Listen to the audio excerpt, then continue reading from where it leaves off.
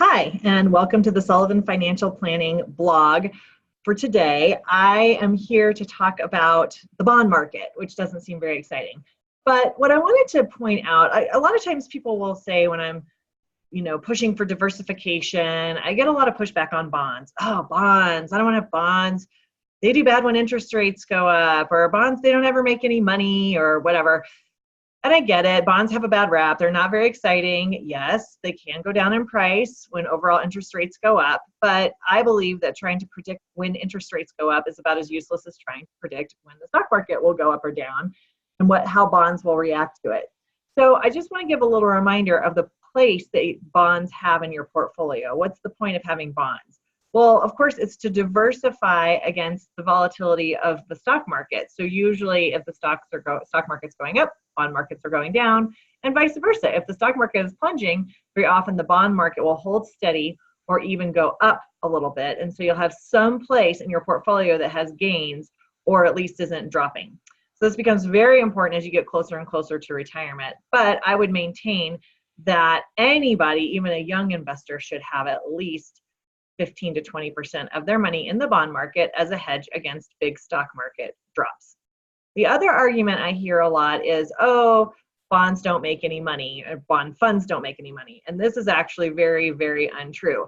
So over time, bonds can make good money, sometimes big money, sometimes lower money. And it depends on the kind of bond funds that you have. So an investment grade or high credit quality bond fund will make more money, less money, over time because the risk is lower.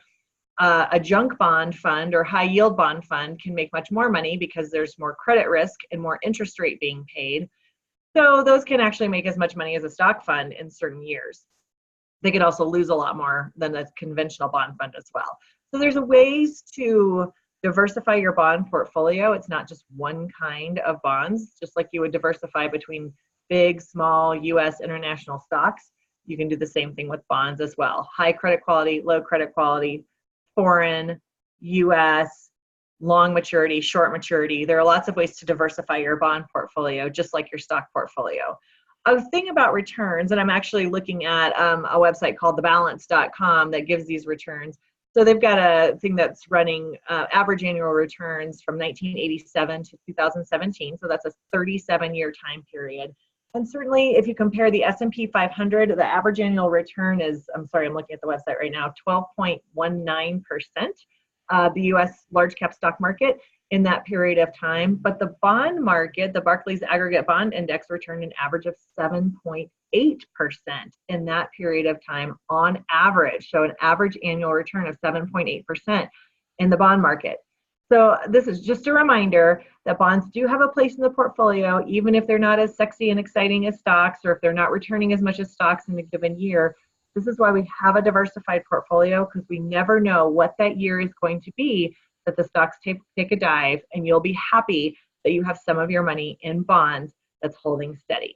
I hope that was helpful, and I hope you have a great day. Thanks for tuning in.